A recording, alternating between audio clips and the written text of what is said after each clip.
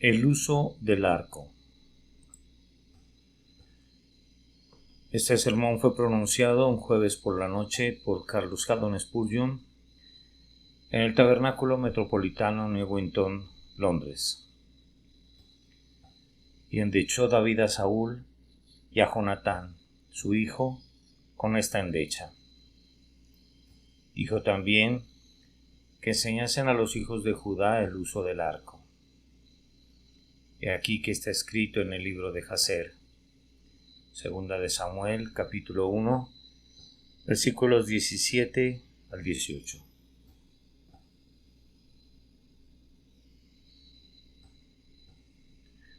Los traductores han actuado muy apropiadamente al insertar las palabras el uso del, porque eso es lo que significa el pasaje.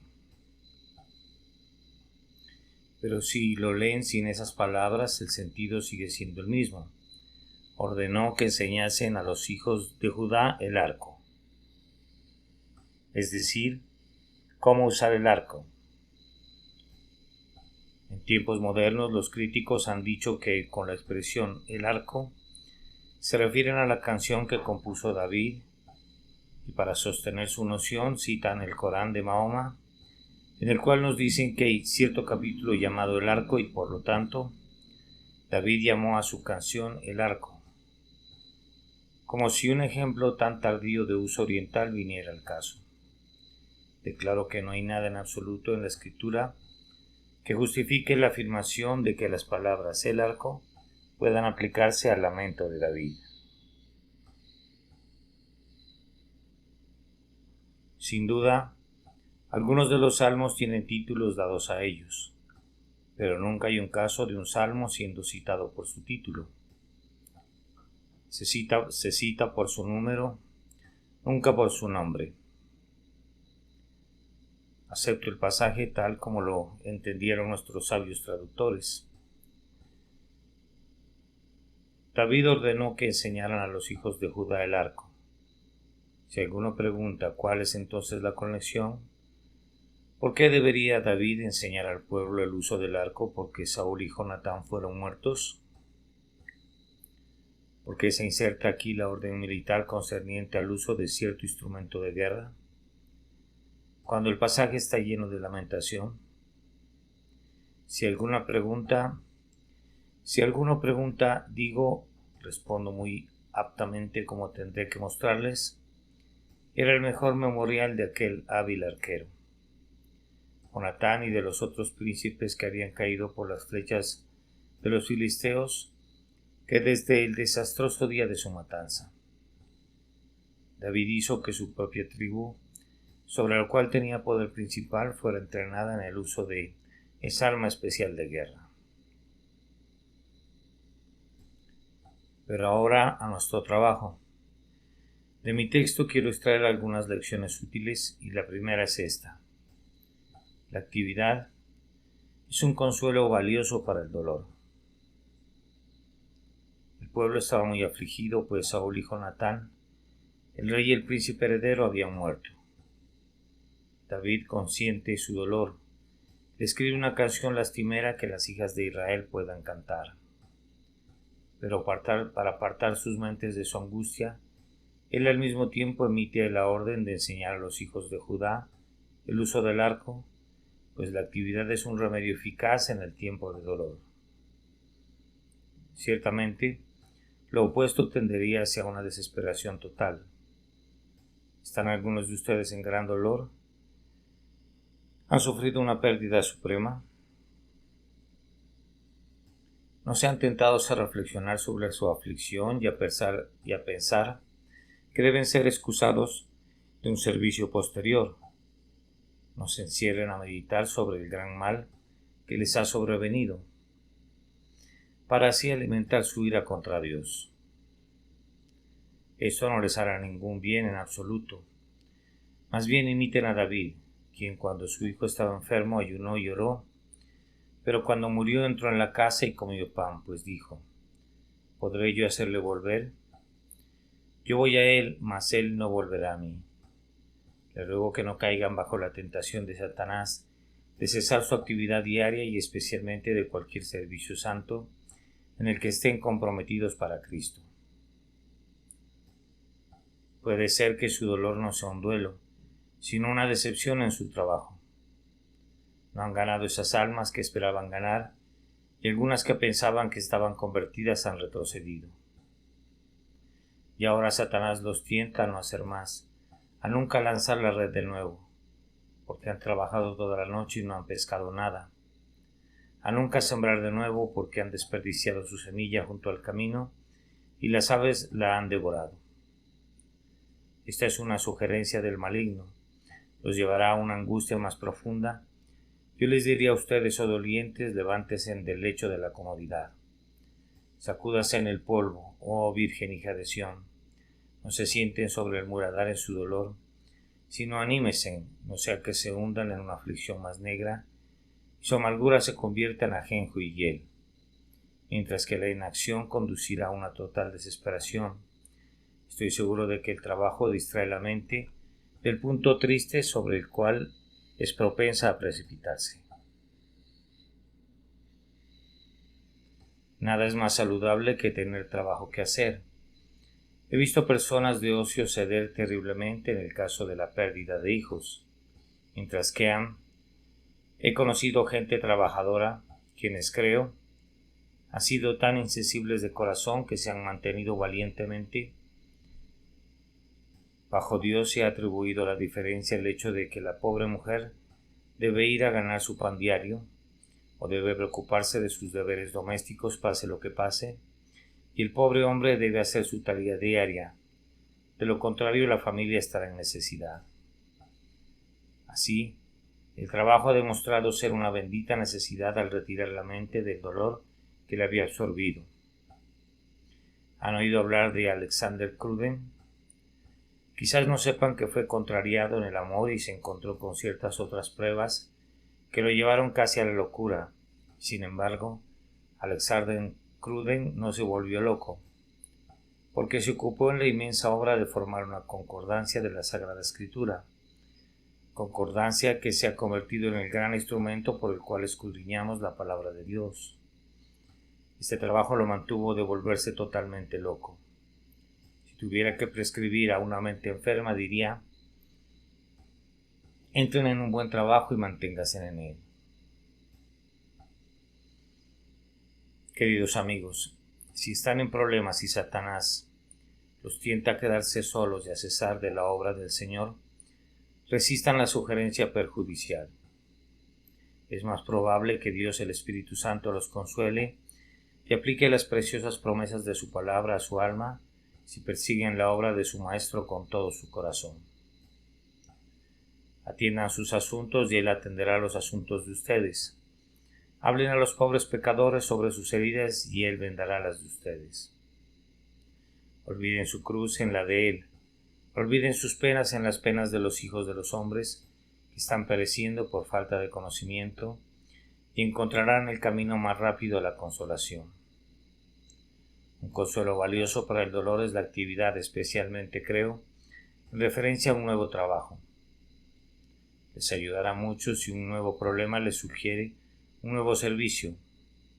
El trabajo viejo no siempre aparta la mente de sus vejaciones, pues somos propensos a hacerlo mecánicamente y como una cuestión de rutina, pero algo totalmente fresco nos ayudará dulcemente a olvidar nuestra prueba. Emprender algún nuevo camino, inventar nuevos honores para Jesús, nuevas empresas para su reino, nuevas atracciones para su evangelio. Esto ayudará a ahuyentar nuestro dolor. Para muchos, hacer cualquier tipo de servicio para Cristo será toda una novedad. Me apena decirlo. Estas personas están desanimadas. No estoy tan apenado por eso, porque si alguno no quiere trabajar, tampoco coma. Y si un cristiano no quiere servir a su maestro, no festejará con los dignos del rey. Cuánto gozo se pierden muchos de ustedes por no hacer más por los pobres, más por los ignorantes y más por Cristo. El poeta Rogers nos cuenta y pone la historia en poesía Qué olvido de un hombre rico en Venecia que estaba sujeto a la desesperación.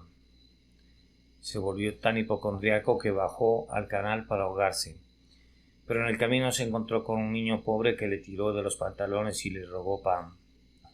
Cuando el hombre rico lo llamó impostor, el niño le suplicó que fuera a casa con él y viera a su padre y a su madre que morían de hambre. Subió a la habitación y encontró a la familia literalmente pereciendo por falta de comida. Inmediatamente gastó el dinero que tenía en sus bolsillos, haciéndolos a todos felices con una comida abundante. Y entonces se dijo a sí mismo que después de todo había algo por lo que valía la pena vivir. Había encontrado un disfrute novedoso que daba un motivo fresco para vivir. Me gustaría preguntarles a ustedes que han sufrido un gran problema si el Señor no puede estar presionándolos por este medio hacia un nuevo camino de deleite, dirigiéndolos a un método fresco de glorificar a Dios y hacer el bien a sus semejantes. Les cantaré una canción, si quieren, tan triste como el lamento de David, pero preferiría enseñarles el uso del arco. Creo que ministraré mejor a su consuelo si los alisto como soldados en el ejército de Cristo y les enseño a usar sus armas, que si los consolara con la juglaria más lastimera de tristeza. ¿Habló alguno aquí presente que soporta grandes aflicciones terrenales, pero no sabe nada de cosas espirituales? ¿No es el caso que Dios a menudo trae a sus hijos errantes a sí mismo por medio de angustias?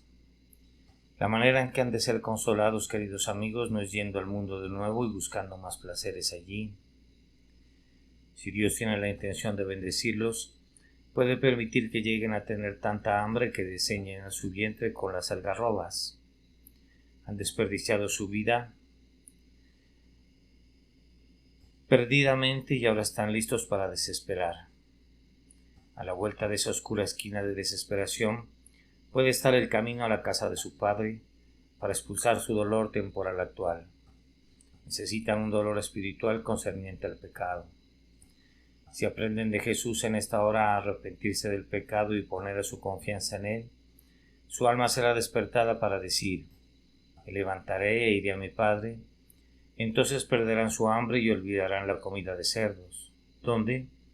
Pues en medio de la música y la danza de la casa de su Padre, y en el gozo de oírle decir: comamos y hagamos fiesta, porque este mi hijo muerto era y ha revivido, se había perdido y es hallado. Si David tenía razón, la manera de sacar al pueblo de su destino era enseñarles el uso del arco. Sus propias flechas matarían su dolor, y la manera de sacarlos a ustedes, los que lloran, de su tristeza es enseñarles esas santas actividades que llevan a un alma a confiar en Cristo y a encontrar salvación a sus pies. Esa es la primera lección que creo el texto enseña más dulcemente. Una segunda lección es que un uso admirable del desastre es aprender sus lecciones. ¿Cuál fue su desastre? Saúl y Jonatán habían sido disparados por arqueros. Los filisteos eran evidentemente fuertes en el uso del arco, pero el ejército de Saúl estaba escaso de arqueros y por eso no pudieron golpear a los filisteos a distancia. Antes de que llegaran al cuerpo a cuerpo, donde Israel podía haber sido un rival para Filistea, las flechas de los filisteos habían alcanzado a su rey. Si hubieran sabido usar el arco, podrían haber sido vencedores, y por lo tanto David se apresura a enseñar a los hombres de Judá el uso del arco. Amados amigos, supondré que se han encontrado con fracasos. Me refiero a desastres peculiares a ustedes mismos. ¿Qué harán? ¿Sentarse y preocuparse y afligirse y rendirse en desesperación? Dios no lo quiera. Así como los hombres de Judá aprendieron el uso del arco por haber sido vencidos por el arco, así reúnan ustedes sabiduría de lo que les ha sobrevenido. Han sido hechos huir ante su adversario, entonces averigüen dónde está su debilidad, busquen y vean. ¿Es un pecado consentido? ¿Es algún punto donde deberían haber estado protegidos, pero donde han sido descuidados? ¿Es debilidad en la oración? ¿Es negligencia de la palabra de Dios? ¿Es diferencia a las verdades divinas de Dios? ¿Es frialdad de corazón? ¿O qué es? Si han sido derrotados, hay una causa para ello. Si han sido derribados y abatidos, digan a Dios: hazme entender porque contiendes conmigo.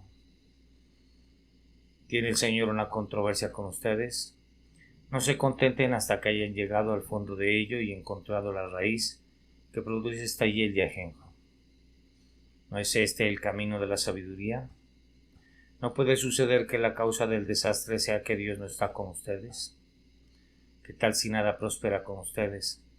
¿Qué tal si es vano para ustedes levantarse temprano, acostarse tarde y comer el pan de dolores, ya que la mano de Dios está contra ustedes? ¿Qué tal si no van a tener placer en las cosas que una vez les dieron satisfacción, porque Dios los ha puesto como blanco para sus flechas, y en ira está disparándoles? Puede ser así, o puede que no sean hijos de Él en absoluto todavía, y Él puede estar lanzándolos de un lado a otro como una pelota, para que nunca encuentren descanso hasta que humildemente vengan y clamen a Cristo, y busquen misericordia de sus manos. Miren y vean si es así. No sirve de nada preocuparse por el desastre, busquen la causa de él. Esfuércense por aprender la lección que está destinada a enseñarles. ¿Hay algún pecado secreto en ustedes? Quizás mirando la derrota puedan aprender el camino de la victoria. David juzgó que si fueron derrotados por el arco, aún podrán ganar por el arco. Es correcto aprender de nuestros adversarios. Hay algo que aprender de Satanás. Si él anda rondando, seamos diligentes. Si él busca a quien devorar, busquemos nosotros a quien salvar. Y si él observa cuidadosamente para encontrar nuestros puntos débiles, observemos a aquellos a quienes bendeciríamos para encontrar cómo podemos alcanzar mejor sus corazones. Muchos hombres se han hecho ricos a través de la pobreza, sanos a través de la enfermedad y santos al ser hechos conscientes del pecado. Cuando han sido derribados, entonces han clamado a Dios y Dios los ha levantado. Ay de aquel hombre que no quiera oír la vara y a quien le establece. Oro para que puedan aprender diligentemente la lección que cada desastre enseñaría. No puede una desgracia que le ocurre a una iglesia y al pueblo cristiano ser para ellos un llamado a la acción general. Saúl tenía un pequeño ejército permanente y no entraba a toda la nación para la guerra. Pero David dice: enseñaré a toda mi propia tribu el uso del arco.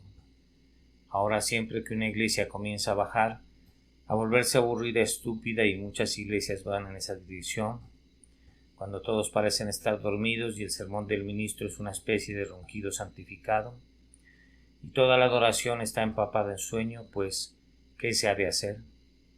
Entonces es el momento de enseñar a los hijos de Judá el uso del arco y despertarlos a todos a una santa empresa. Díganles: no deben permitir que unos pocos estén haciendo la obra de Cristo, sino que todos deben hacerla. Todos ustedes deben ser enseñados en el uso del arco.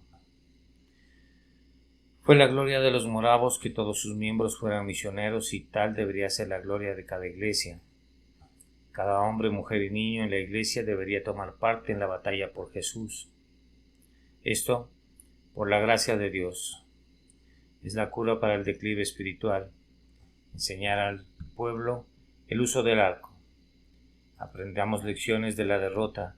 Aprendamos del pecado que nos ha derribado a clamar a Dios el Poderoso para que nos sostenga. Si estamos en ese momento, bajo algún fracaso en la vida, aprendamos mayor cuidado. Si se nos ha permitido errar, aprendamos a vigilar. No confiesen hoscamente: he hecho mal. Si no, arrepiéntanse de ello y pidan a Dios gracia para que puedan ser sostenidos en el futuro como Pedro, quien fue más fuerte después de su caída que antes de ella, y fue puesto para fortalecer a sus hermanos. Lo hecho no se puede deshacer, pero podemos aprender tanto de ello por la enseñanza de Dios que nunca volvamos a hacer lo mismo. Que Dios conceda que este sea el caso. Si fuera apropiado, podría cantarles esta noche una canción de duelo sobre los desastres de un alma o de una iglesia, pero creo que no les haría ni la mitad de bien, que animándolos a aprender el uso del arco, es decir, a rectificar sus errores y suplir sus defectos. Ahora, en tercer lugar, otra lección. Un noble monumento a un amigo es imitar sus excelencias. ¿Cómo sale eso del texto? Pues así, cuando Jonatán y David se comunicaban, fijaban la reunión mediante el disparo de ciertas flechas por parte de Jonatán. Es evidente que Jonatán era un hombre que favorecía grandemente el uso del arco, y aunque su padre no lo introdujo ampliamente en el ejército, sin embargo Jonatán era muy hábil en ello. Bien, entonces dice David, en memoria de Jonatán, en lugar de apilar un gran monumento, enseñaremos a los hijos de Judá el uso del arco. Vengan, hermanos y hermanas, dejen que este sea su memorial para su querido padre. Si él era un hijo de Dios, sean como él. Si quieren mantener en la memoria a su amada madre, exhiban en ustedes mismos las virtudes que brillaron en ella. Esa dulce hija de ustedes se ha ido al cielo y nunca podrá ser olvidada. Su retrato cuelga sobre la repisa de la chimenea. Me refiero a esa querida niña pequeña que cantaba de Jesús cuando murió. Si quieren recordarla más allá de todo olvido, entonces amen a su Salvador y vayan donde la pequeña Jane ha ido. Ningún memorial es más apto que la imitación. Sean ustedes mismos el monumento exhibiendo dentro de ustedes todo lo que era bueno en el querido ser que partió. Cuán especialmente cierto es esto en conexión con nuestro divino Señor. Veo al romanista poniendo continuamente cruces al borde del camino, y a veces en estas hay horribles representaciones de una persona muriendo por crucifixión. Hay clavos, una esponja, una lanza y no sé qué más.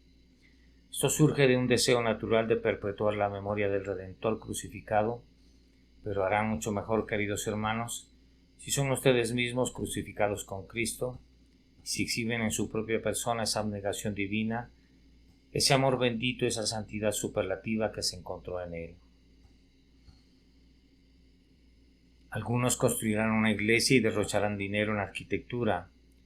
No los condenaré, pues su espléndida generosidad puede tener el sabor del espíritu de esa mujer que rompió el vaso de alabastro y derramó el ungüento sobre los pies del Salvador. Pero sugeriría que edificar dentro de uno mismo, por el poder del Espíritu de Dios y el carácter semejante a Cristo, es un mejor memorial que la mejor pieza de arquitectura que jamás pueda ser armada.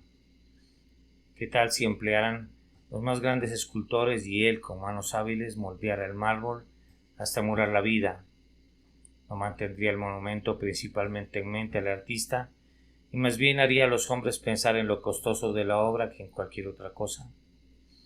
Mientras que, si convierten ustedes mismos no en mármol, si se convierten no en mármol, sino en carne viva, en la imagen de Cristo, entonces los hombres se fijarán en ustedes, que han estado con Jesús y han aprendido de él. Y esto lo mantendrá él mejor en la memoria. Si hacemos lo que Cristo habría hecho bajo nuestras circunstancias, estaremos exhibiendo un memorial de él mucho mejor de lo que la riqueza puede posiblemente comprar. Cuando David enseñó a este pueblo el uso del arco, cada vez que tensaban una flecha podían recordar a Jonatán, y cada vez que un regimiento de arqueros pasaba por las calles hacia la batalla, traía a Jonatán ante la mente pública. David instituyó esta forma de artillería real a propósito, para que Jonatán pudiera ser mantenido en mente. Y ustedes, queridos amigos, cada vez que salen a hacer el servicio de Dios obediente y celosamente como Jesús lo hizo, ponen a los hombres en memoria de Jesús y dicen: Dios ha puesto a estos hombres en el mundo para ser testigos de Cristo, para mantener su nombre vivo en la tierra. Estos hombres son una bendición porque Jesús él mismo los ha bendecido. Así, los animaría a todos a esforzarse todos los días de su vida para vivir y servir a Dios, para que el nombre de Jesucristo se mantenga vivo en esta nación y en todo el mundo. Por último, y solo por un momento, creo que la forma que tomó esta orden militar, enseñar a los hijos de Judá el uso del arco, puede aplicarse alegóricamente. esta noche a ustedes, queridos amigos. Es una gran ventaja para los creyentes aprender el uso del arco espiritualmente. Primero está el arco de la oración. Su uso no ha pasado de moda, pero deseo que todos nosotros supiéramos cómo disparar las flechas de la liberación del Señor, mucho mejor que lo que hacemos. Los santos nombres de la antigüedad escogían una flecha y cuando la habían elegido sabían cómo usarla. Sabían lo que necesitaban y oraban por ello. Ajustaban su flecha en la cuerda, es decir, tomaban la promesa de Dios, la promesa que respondía a su deseo, y ajustándola una a la otra apuntaban directo al cielo y observaban el vuelo de la flecha de petición. Sabían a quién estaban orando, así como por qué estaban orando y por qué esperaban ser escuchados, y así tensaban el arco de la oración con todas sus fuerzas. Cuando el hombre de Dios subió a la cima del Carmelo y allí tomó su arco y lo tensó, no había temor de que fallara el blanco. O sí, tal vez, la flecha no tenía fuerza suficiente y tiraba el arco una segunda vez, y una tercera vez, y una cuarta vez, y una séptima vez, hasta que al fin la flecha daba en el blanco. No bajaba de su torre de vigilancia hasta saber que la flecha de su oración estaba alojada en el cielo. En todos los tiempos de tribulación, lo que se necesita es que los hijos de Judá sepan el uso del arco de la oración. Cuando oímos de esos temibles asesinatos en Irlanda, la noticia llegó a la mayoría de nosotros en el día del Señor, y hombres de Dios fueron a sus refugios y dispararon al cielo oraciones por la pobre Irlanda. Fue lo mejor que se podía hacer. Tengo más fe en la oración que en la policía y las prisiones. En cualquier momento de necesidad nacional, los hombres que salvan a una nación son los hombres de oración que, no los sabios estadistas, ciertamente los sabios estadistas, pero ¿quién los hace sabios? Dios tiene poder sobre todas las mentes y en respuesta a la oración desde este púlpito. Él puede visitar aquella mente en San Esteban. Desde una humilde cabaña en las tierras altas del oeste, puede subir a Dios un clamor que descenderá sobre el primer ministro y dirigirá sus pensamientos. ¿Recuerdan lo que la reina María solía decir cuando trató de traer el papismo de vuelta a Escocia? Dijo que tenía más miedo de las oraciones de John Knox que de todos los ejércitos que los lores escoceses pudieran reunir. Tenía razón. Por una vez, cuando los hombres pasan por alto la oración, pasan por alto el factor más grande en los asuntos humanos. La vara mística de Dios está todavía en la mano de muchos Moisés entre nosotros, una vara que trae victoria a Israel y derrota a Amalek. La fuerza de la Iglesia no yace en la oratoria del púlpito, sino en la oratoria del lugar secreto. Esa Iglesia de Dios que hará más por el mundo es la Iglesia que hará más con Dios. Él puede gobernar a los hombres para Dios, quien es gobernado por Dios para los hombres. Aquel que entrega su alma a Dios para que Dios escriba su voluntad sobre su vida es el hombre poderoso, el hombre que ha tenido la voluntad de Dios obrada en él por el Espíritu Santo y pueden obrarla en oración ferviente. Él es el hombre quien, aunque príncipes y potentados no lo sepan, se sienta más cerca del timón de los asuntos de los que ellos pueden alcanzar.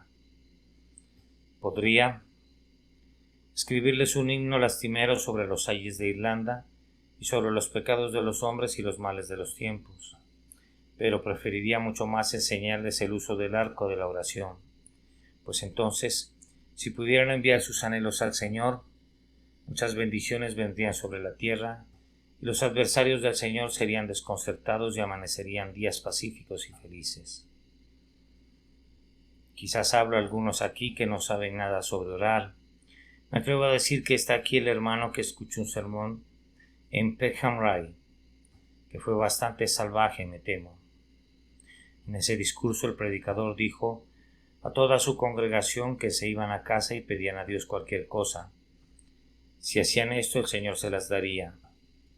No puedo respaldar una declaración tan salvaje. Sin embargo, este hombre pensó que habiéndolo dicho el predicador era verdad y no habiendo orado nunca antes en toda su vida, puso la cuestión a prueba de cierto evento, y ese cierto evento resultó como él deseaba. Entonces comenzó a temblar, pues juzgó que ciertamente hay un Dios. Ahora, no les digo a ustedes, queridos oyentes, que cualquier cosa que todos ustedes pidan en oración la recibirán.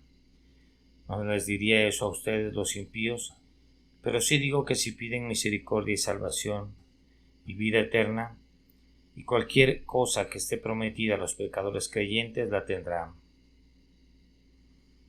Deseo que prueben el experimento, pues encontrarán que el Señor nunca rompe una promesa.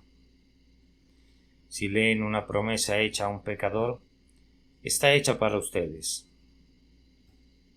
Sigan adelante y suplíquenla, y el Señor la concederá. Seré fiador por Él, de que Él mantendrá su palabra, y confíen en Él, y prueben, y así aprendan el uso del arco. Dios los bendiga. Por amor de Cristo. Amén.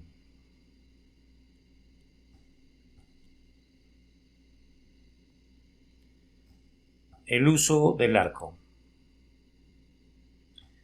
Este es un sermón que fue pronunciado un jueves por la noche por Carlos Haddon Spurgeon en el Tabernáculo Metropolitano, Newington, Londres. Y endechó David a Saúl y Jonatán, su hijo, con esta endecha. Dijo también que enseñasen a los hijos de Judá el uso del arco. He aquí que está escrito en el libro de Jaser. Segunda de Samuel, capítulo 1, versículos 17 y 18.